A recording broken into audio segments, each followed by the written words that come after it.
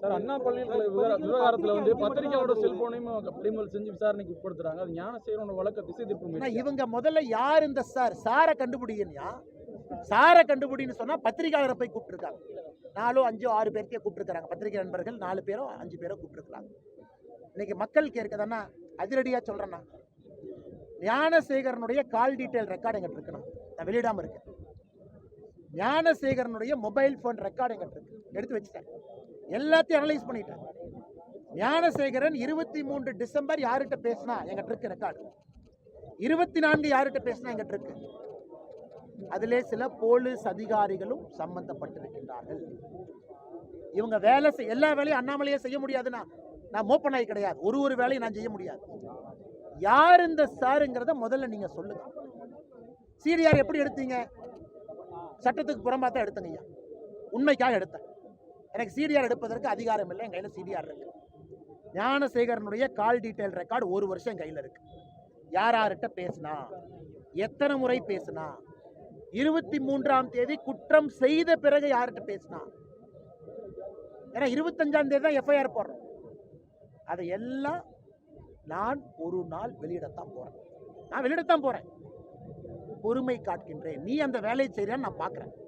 SID அந்த வேலையை செய்தா, நீங்க அந்த வேலை இந்த மாதிரி நீங்க அப்படியே ஒரு பத்திரிகை நண்பர்களை இழுத்து அவங்க செல்போனை, பத்திரிகை நண்பர்கள்னா நான் எப்படி சிடிஆரை வாங்கணும் அது மாதிரி தான் நீங்களும் எஃப்ஐஆரை வாங்கினீங்க. அப்படித்தான், அது உங்களுடைய தர்மம். என் தர்மம். ஏன்னா ஆளுங்கட்சி நீங்க இல்ல, அதிகாரம் உங்க கையில் இல்ல. ஒரு பத்திரிகை நண்பர்களுக்கு எஃப்ஐஆர் எப்படி கிடைக்கும்? அது லீக் ஆன எஃப்ஐஆர் சுத்தி பத்திரிகை நண்பர்களுக்கு வரும். அப்பதான் பத்திரிகை நண்பர்கள் செய்தி போட முடியும். இன்னைக்கு லீக் ஆன எஃப்ஐஆர் எப்படி பத்திரிகையாளர் செல்போனுக்கு வந்துச்சுன்னா லீக் பண்ணவன் யாரு? இன்னைக்கு கேள்வி வந்து லீக் பண்ணவன் யாருங்கிறதா கேள்வி.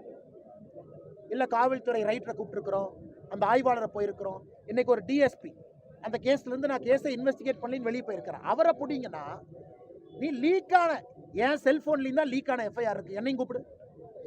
அந்த எஃப்ஐஆரை படிச்சுட்டு தான் நான் பேசினேன். எனக்கு அனுப்பிச்சது யாரு? எனக்கும் லீக் ஆகி போனா எனக்கு அனுப்புறாங்க. அதை பார்த்து தான் பொது வாழ்க்கையில் இருக்கக்கூடிய நீங்களோ நானோ அதை பார்த்து தாங்க பேச முடியும். எஃப்ஐஆரை படிக்காம நான் பத்திரிகையாளர் சந்திப்பு நடத்த முடியுமா? அதனால் மறுபடியும் இந்த எஸ்ஐடி அதிகாரிகள் மாநில அரசுக்கு வேண்டுகோள் வைக்கிறேன்.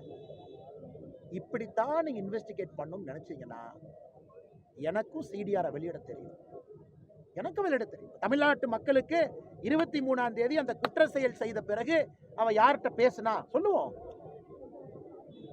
24ஆம் தேதி யார்கிட்ட பேசினா, எஃப்ஐஆர் ஏன் டிலே ஆச்சு? அதன் பிறகு அவனோடு சம்பந்தப்பட்ட திமுக காரங்க யாரு எனக்கும் சொல்ல தெரியும். ஆனா நீங்க வேலை செஞ்சு யார் அந்த சாரை பிடிங்க. காவல்துறை வேலையை நானும், காவல்துறை வேலையை பத்திரிகை நண்பர்களும் செய்யும். அதனால பத்திரிகை நண்பர்களை அழைத்து அவங்கள மிரட்டி செல்போனை கொடுத்துட்டு போ, நீ டெலீட் பண்ணியிருந்தா கூட நான் சாஃப்ட்வேரில் போட்டு டெலீட் பண்ணதெல்லாம் எடுப்பேன். ஆனால் பத்திரிகையாளர் உள்ள செல்ஃபோனில் லீக்கான எஃப்ஐஆர் இருந்தால் உங்கள் வேலையை நீங்கள் சரியாக செஞ்சுருக்கீங்கன்னு அர்த்தம். நான் பாராட்டுறேன். ஒரு பத்திரிகையாளர் செல்ஃபோனில் நாளைக்கு எஸ்ஐடி வந்து இல்லை லீக்கான செல்ஃபோனை நான் கண்டுபிடிச்சிட்டேன்னா தயவு செஞ்சு முதலமைச்சர் அவர்களே அந்த பத்திரிகை நண்பரை அழைச்சி ஒரு பாராட்டு பத்திரம் கொடுங்க. ஏன்னா பத்திரிகையாளர் தன்னுடைய வேலையை கரெக்டாக செஞ்சிருக்காருன்னு அர்த்தம். பத்திரிகையாளர் செல்ஃபோனில் அது இல்லைன்னா தான் பத்திரிகையாளர் தன் வேலையை சரியாக செய்யவே அர்த்தம். எப்படி நியூஸ் கொடுப்பீங்க வெளியே? ஆளுங்கட்சி எல்லாத்தையும் அறக்குறீங்க. நியூஸ் கொடுக்கக்கூடாது, வெளியே பேசினா கைது பண்ணுவேன், எஃப்ஐஆர் போடுவேன். எஃப்ஐஆர் லீக் பண்ணது ஒரு பத்திரிகையாளர். பிரச்சனை லீக் ஆனது யாருன்னு தான் கேட்கணும். அதே லீக் ஆன எஃப்ஐஆர் எனக்கு வந்துச்சு, நான் யாருக்கு அனுப்பல, படிச்சுட்டு பத்திரிகையாளர் சந்திப்பு நடத்துறேன்.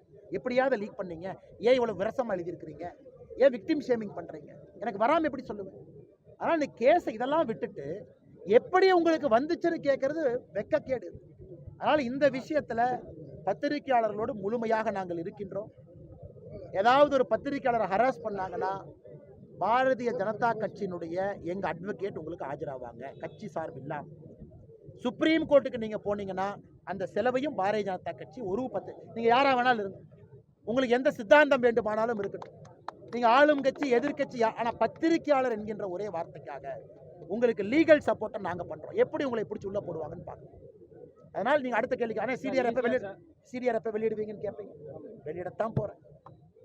நான் சிடிஆரை செக் பண்ணுறேன், வந்தவங்க சரியா கரெக்டான நம்பரா. அதனால் என் கையில் சிடிஆர் இருக்குது. ஒருவேளை எஸ்ஐடி அந்த வேலையை செய்யலினா நான் சிடிஆரை வெளியிட வேண்டிய கட்டாயம் எனக்கு நிச்சயமாக இருக்குது. நான் செய்யத்தான் போகிறேன். நானும் பொறுமையாக காத்திருக்கேன். அந்த பொண்ணுக்கு நியாயம் கிடைக்குமான்னு பார்த்துட்டு இருக்கேன். அதையெல்லாம் விட்டுட்டு கேஸை டைவர்ட் பண்ணி எங்கெங்கேயோ கொண்டு போயிட்டு இருக்கிறாங்க.